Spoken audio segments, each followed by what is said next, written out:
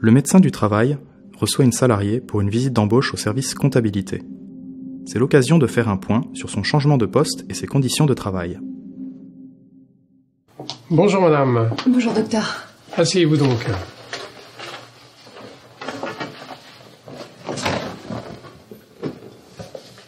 Je crois que vous venez pour une visite d'embauche. Oui, tout à fait.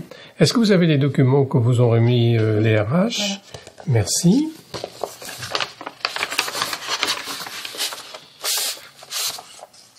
Ah, je vois que vous prenez un poste à la comptabilité? Oui, la comptabilité des matières, plus précisément. Je suis manager de l'équipe.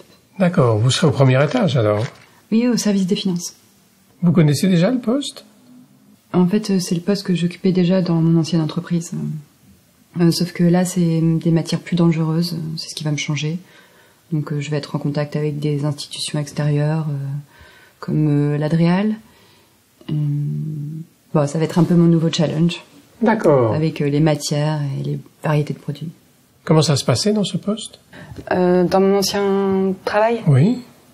C'est un entretien confidentiel? Tout à fait. Le médecin du travail est soumis au secret médical et au secret professionnel. En fait, j'ai quitté mon ancien poste à cause de l'ambiance. C'est-à-dire? L'entreprise a été rachetée par des fonds de pension. Et les nouveaux propriétaires s'intéressaient surtout aux produits profitables. Il fallait faire du chiffre. Bref, je me suis pas adaptée. J'ai pas trouvé ma place dans cette politique. Et alors? J'ai décidé de partir. Et ça a eu des impacts et des retentissements sur votre santé? Oui, au début, j'ai commencé à faire de l'insomnie. Souvent, je rentrais chez moi en pleurs. J'avais souvent la boule au ventre, surtout le dimanche soir. Bref, ça a commencé à impacter ma vie de famille et au bout d'un moment, j'ai décidé de partir. Maintenant, ça va mieux. D'accord, ça va mieux depuis votre décision, mais pas dans cette période. Comment avez-vous géré la situation? Ça a été difficile. C'est-à-dire, vous preniez des médicaments? Non, j'ai pas voulu prendre de médicaments. J'ai déjà vu d'autres gens en prendre et après, on sait pas comment s'arrêter. Et côté tabac, alcool, vous avez commencé ou modifié vos habitudes? Non. Ça m'est arrivé de prendre un verre le soir en rentrant pour m'apaiser. C'était une période difficile. Vous ne buvez pas seul? Non, j'évitais de boire seul. Et côté cannabis? Non, pas vraiment. Vous savez, j'ai des enfants. Et à cette période... ça m'est arrivé 2-3 fois, mais maintenant ça va mieux. Et durant cette période un peu difficile, en avez-vous parlé à quelqu'un? Avez-vous pensé en parler au médecin généraliste? Non, j'y ai même pas pensé. Et vu que maintenant ça va mieux... Donc maintenant ça va mieux. Donc on va faire connaissance sur vos antécédents médicaux et pour la fiche d'analyse de risque, j'irai vous voir dans votre bureau pour la réévaluer avec vous et faire connaissance de vos équipes.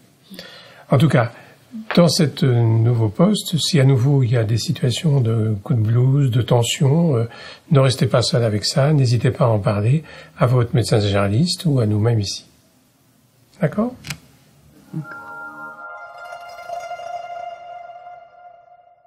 Bonjour. Bonjour, comment allez-vous? Bien. Et depuis la dernière prise de poste? Écoutez, je prends mes marques. Bien, alors comme on l'avait évoqué lors de la visite d'embauche, je suis venu vous voir pour discuter de la fiche d'analyse de risque de votre service. D'accord. Donc sur le plan ergonomique, dans les services administratifs, il y a toujours la question des reflets sur les postes informatiques à régler. Donc ça, on a réglé ça en changeant les rideaux du service. C'est un vieux bâtiment, on n'a pas réussi à mieux faire. L'avantage des vieux bâtiments, c'est qu'il n'y a pas forcément besoin de climatisation. Oui, c'est déjà pas mal. Hein? Alors, il y a aussi la question des sièges ergonomiques, puisque les gens travaillent longtemps sur bureau. Donc là, on les a mis au budget de l'année prochaine pour les changer. C'est très bien, oui. J'avais remarqué ça lorsque je suis arrivée pour mon entretien d'embauche. Il y en avait quelques-uns qui avaient vécu. Voilà, donc ces deux points-là seront réglés. Reste le point le plus délicat dans votre service, c'est la pression sur le temps. Et donc, sur cette pression sur le temps, pour la question des reporting, et comme on dit, il faut avoir donné des résultats d'aujourd'hui et hier. Mes équipes en ont parlé. Effectivement, le reporting. Voilà. Donc, devant tous ces signes-là, devant tous ces événements-là du travail, il faut être sensible aux signes faibles dans votre équipe, qui peuvent nous orienter vers une prise de substances psychoactives. D'accord. Et les signes entre les deux? Alors ça peut être des signes d'irritabilité, parfois des violences entre certains salariés. Puis vous allez sans doute arriver à la période des bilans en ce moment. Oui, effectivement, ça va être les bilans et du coup, c'est un peu délicat comme période. Donc voilà, donc dans ces périodes-là, il faut être sensible aux signaux faibles, des changements de comportement dans les membres de votre équipe, des retards inexpliqués, des erreurs répétées, qui sont autant de signes qui peuvent montrer que des personnes prennent des substances pour tenir le travail, tenir la pression. Hein. Il peut y avoir d'autres signes, sans attendre, d'irritabilité, insultes, troubles de l'humeur. Ça peut être aussi des arrêts répétés. Ou parfois, dans ces périodes de bilan, des gens qui restent trop longtemps au travail. Ah oui, ça aussi. Voilà, ce sont autant de signes sur lesquels c'est pas simple pour leur manager. Il ne sait pas toujours à qui en parler. Donc, le médecin du travail est conseiller des salariés, de leurs représentants, de l'employeur, ce qui inclut conseiller pour les managers dans leur rôle de responsable de la santé de leurs équipes. D'accord, bah écoutez, merci. Voilà, n'hésitez pas à m'appeler. Oui, bah j'hésiterai pas si j'ai des questions. Vous voulez saluer mon équipe avant de partir? D'accord, je vous suis. Super.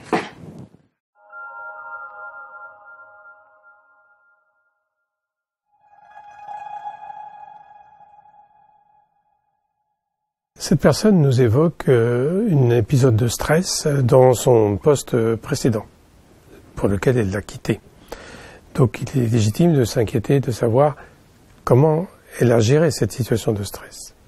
Elle nous évoque qu'elle n'a pas pris de médicaments et elle ne souhaitait pas en prendre. Donc la question suivante est, utilisez-vous d'autres substances? Par ailleurs, elle nous dit, je prends un petit peu d'alcool parce que ça me calme.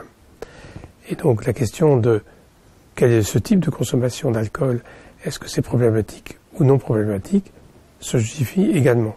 D'autant plus que la salariée nous dit, est-ce que l'entretien est confidentiel? Ce qui autorise le médecin à aller plus loin dans son questionnement.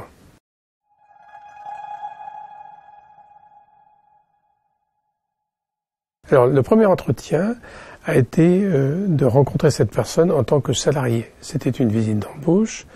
Elle nous a exprimé ses difficultés à elle en tant que salarié.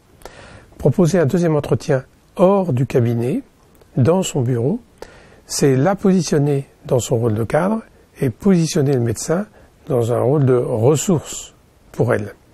Le premier entretien l'a positionné comme ressource en tant que salarié. La deuxième le positionne comme ressource en tant qu'elle, manager.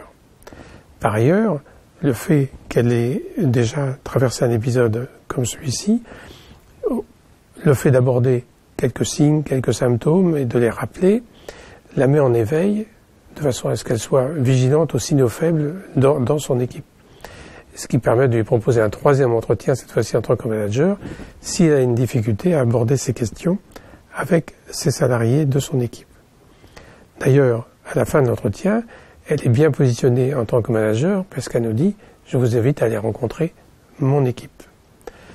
Il faut réussir à aider les managers à leur envoyer le message qu'ils ne sont pas seuls vis-à-vis de cette situation, d'une part, et que d'autre part, aborder les questions des consommations doit être aussi simple et banal qu'aborder les questions de rideaux, de fatigue visuelle, de lombalgie, de qualité des sièges, dans des métiers qui ne sont pas dits à risque. Donc on peut poser ces questions également dans des métiers qui ne sont pas à risque, où il paraît plus légitime en première lecture de poser la question.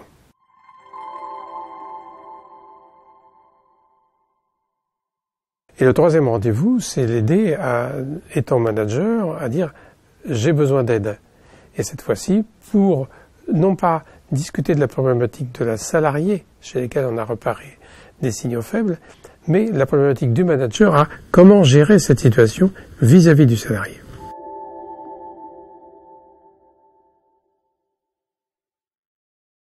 L'important donc est de ne pas rester seul et donc de pouvoir en parler.